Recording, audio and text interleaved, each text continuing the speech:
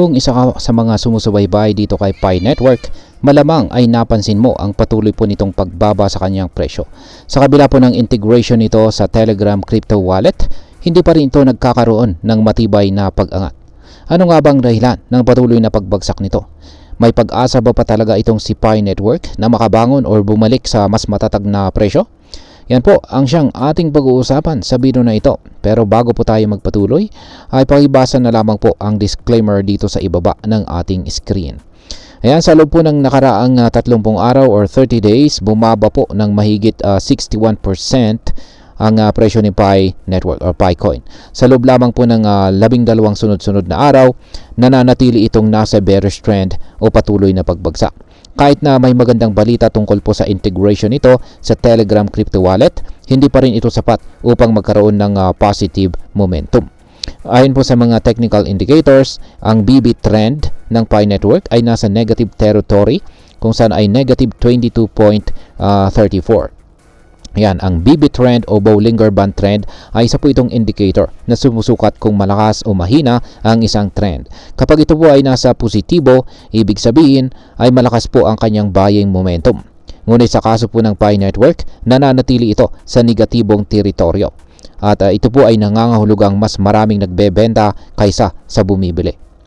Ngayon ay dito naman po tayo sa RSI indicator ni Pi Network. Ayan. Ang isa pang indicator na dapat po nating tingnan ay ang Relative Strength Index or RSI. Sa ngayon ay tumaas na po ito sa 40.45 mula po sa dating 23.8. Ibig sabihin ay bahagyang nakakabangon na ang Pi Network mula sa pagiging oversold o sobrang pagbebenta. Ngunit kahit na tumaas ito ay hindi pa rin ito naaabot ang neutral level na 50 na nangahulugang mahina pa rin ang kumpiyansa ng mga buyers. Para mas maunawaan po natin ito, ang RSI ay isa po itong momentum oscillator na sumusukat sa bilis ng paggalaw ng presyo. Kapag ang value po nito ay mas mababa sa 30, ayan, 30, ito po ay nangangahulugang oversold o labis ang pagbebenta. Kapag naman mas mataas sa 70, yan ay overbought naman overbought naman ito o sobra ang pagbili. Sa kaso po ng Pi Network, kahit na bagyang bumawi ang RSI, hindi pa rin ito sapat upang masabi nating nagkakaroon na ng reversal o pagbalik sa uptrend nito. Ngayon ay ano po ang posibleng mangyari dito kay Pi Network sa mga susunod na araw? Yan, sa ngayon ang presyo po ng Pi Network ay nakasunod sa downtrend base po sa Exponential Moving Averages or EMA. Ibig sabihin ay ang mas maikling time frame na EMA ay nasa ibaba pa rin ng mas mahabang time frame na EMA.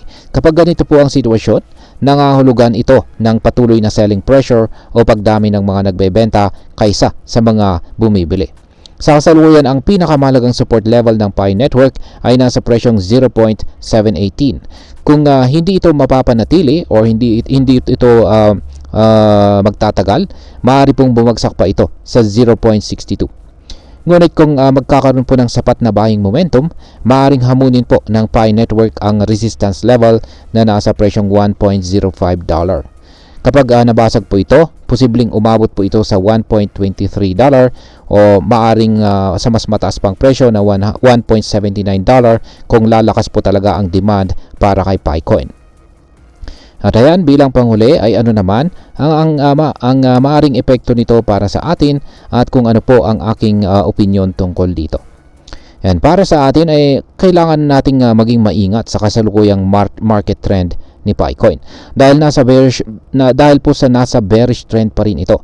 Maaring hindi pa ito ang tamang panahon upang pumasok pumasok gamit ang malaking puhunan. Mas mabuting bantayan po muna natin ang technical indicators tulad po ng BB trend, RSI at saka EMA upang makita natin kung kailan ang tamang oras para pumasok o lumabas sa market. Kung ikaw naman ay isang long-term investor at naniniwala ka po sa project ng Pi Network, maaaring tingnan natin ito bilang oportunidad para makabili sa mas mababang presyo. Ngunit tandaan po natin, ang crypto market ay napaka-volatile. Kaya siguraduhin po natin na iintindihan natin ang risk tolerance bago po tayo pumasok sa anumang investment. Sa kabuuan ay patuloy pa rin po ang pagbagsak ng Pi Network kahit na nagkaroon ito ng magandang balita sa Telegram integration. Ay pinapakita po nito ipinapakita po ng mga technical indicators na hindi pa ito handang mag-recover sa bullish trend. Gayunpaman ay may ilang sinyalis ng pagbagal ng downtrend, kaya't maaari pong magkaroon ng short-term rebound kung dadami ang mga buyers. Bilang isang crypto trader o investor, mahalaga pong maging maalam tayo sa mga galaw ng market. Huwag po tayong basta-basta pumasok dahil lamang po sa hype at lagi po tayong mag-research bago po tayo mag-invest. Tandaan, ang tanging paraan upang maging matagumpay sa crypto trading ay ang pagkakaroon po ng tamang kaalaman at saka diskarte. At ayan, hanggang dito na lamang po tayo sa video na ito mga ka-crypto. Marami pong salamat sa panonood. Ingat po tayo lagi at God bless po sa ating lahat.